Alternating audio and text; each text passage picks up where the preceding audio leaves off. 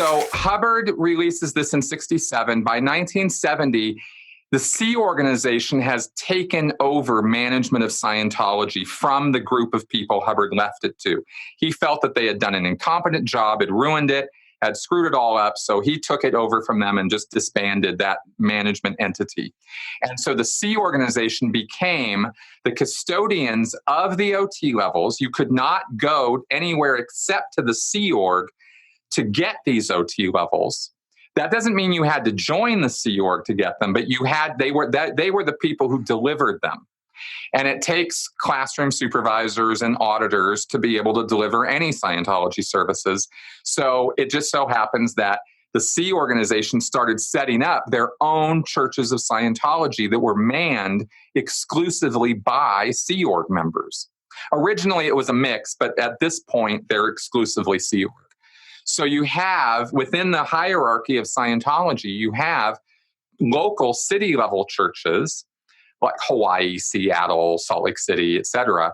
Those are manned by public Scientologists who sign voluntary contracts of commitment for 5 years, and they work for the church for really no pay, and they get to do free Scientology services as an exchange.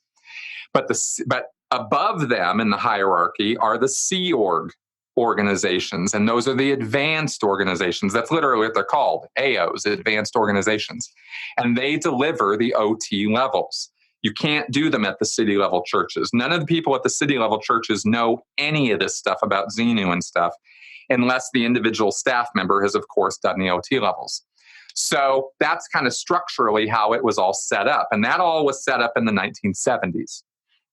Hubbard sent out Sea Org members to Los Angeles, to Copenhagen, to I think Sydney, and they set up these advanced organizations. And there's one, the St. Hill Manor, where Hubbard resided all those years, that Scientology continues to own that property, and it is now an advanced organization of Scientology. So you can go there if you live in the UK, and that's where you would do your OT levels. So I think there's 5 or 6 AOs around the world. And of course, the one in Clearwater, which is the big one, right? And there's one in Los Angeles. So if you want to do these OT levels, you're going to end up traveling to one of these advanced organizations, and Sea Org members are the ones who are going to be servicing you. And that's been in place since 1970, 71. Hubbard also developed a whole management structure for Scientology through the 1970s, and it changed and evolved over the years. And it really wasn't finalized until the 80s after he was dead. But the basic structure he set up, and it's a hierarchical system of city-level churches, advanced organizations, and then you have the management. And it's Sea Org from there on up. All of Scientology is managed by the Sea Org, and like I said, they're the custodians of the advanced levels.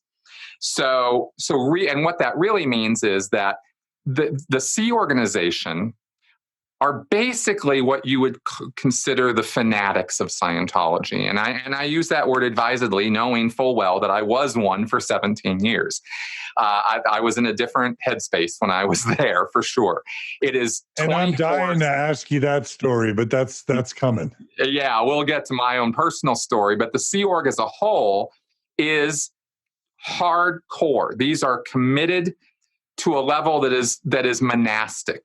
Okay, that's really the only parallel I've ever been able to make, because the military doesn't even do it. You go to the military, and after boot camp, being in the military, unless you're in a war situation, it's a 9-to-5 job for most people. They do their time and then they go home and they have weekends off and that kind of stuff. And I know there's variations here and there, but basically that's kind of the drill. Nobody expects you to act like, a Nazi when you're in the American military, for example. It's a job. You get college, you get this, you get that, and that's kind of how it's looked at. That's not the Sea Org. The Sea Org is like you're joining a monastery. Like, it's full time. It's 24/7. There is no off time. There's no relax time. There's no time off kind of thing.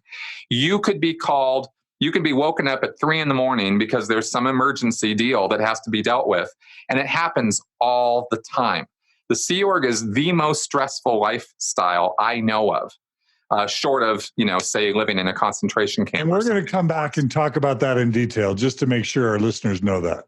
Yeah, well, and I'll tell you all the details of my own life with that, and it's extensive. But I just want to get across that the Sea Org is not a 9 to 5 job. Yeah, It is. absolutely. It is uniformed. It is ranked. They have their own messing system. They have their own galleys that you live on base.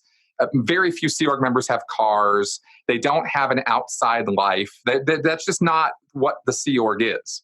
And this is all stuff L. Ron Hubbard set up when he was alive. Exactly. He created this in Okay. 1967, and he's the one who set all the rules.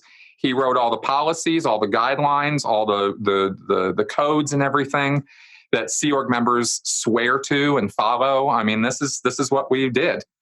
So you are fully committed. That's all I'm trying to get across. And Yeah. you get, I mean, the best you're going to have in terms of days off in the Sea Org is 1 day every 2 weeks.